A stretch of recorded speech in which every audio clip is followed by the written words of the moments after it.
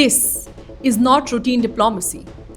This is brinkmanship, played out on the world's most dangerous chessboard. Right now, in the waters of Iran's coast, history is being tested. A massive US naval armada, including 2 aircraft carrier strike groups, is operating within striking distance of Tehran. The USS Abraham Lincoln and the USS Gerald R. Ford, surrounded by destroyers and submarines from floating cities of war in the Arabian Sea. Washington isn't whispering anymore.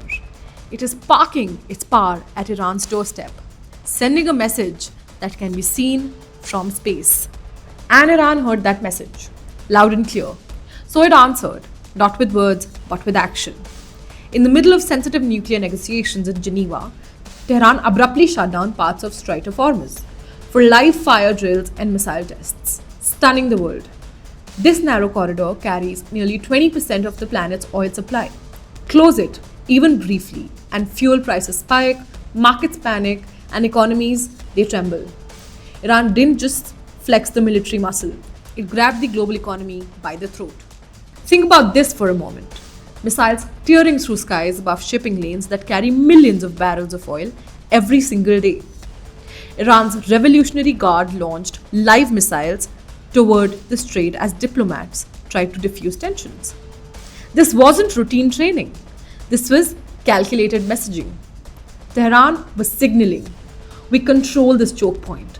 We can disrupt the world's energy lifeline. And if we fall, everyone feels the pain. This was Iran reminding Washington that even superpowers are economically vulnerable. But why Strait of Hormuz? What makes it so critical? Why does a narrow waterway provoke a global alarm? Because this choke point is the artery of the global energy system. Nearly 1 in every 5 barrels of the world oil passes through these waters every single day.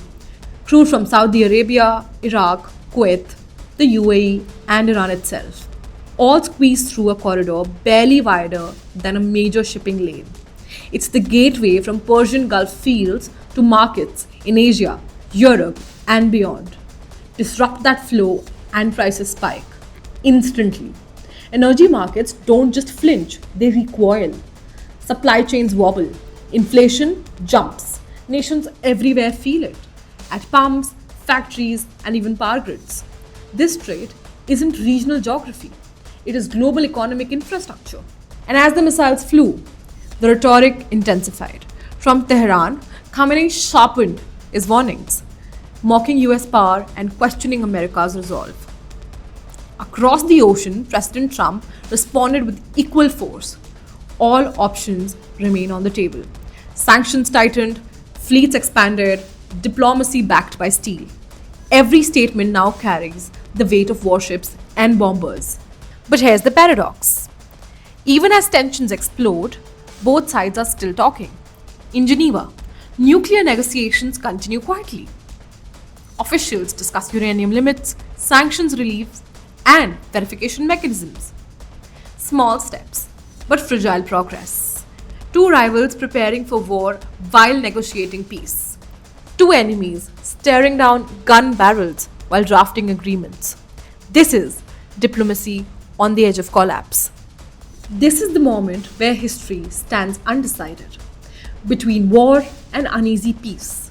One miscalculation in the Persian Gulf, one misread signal in Washington or Tehran, and the region could spiral into uncontrollable conflict.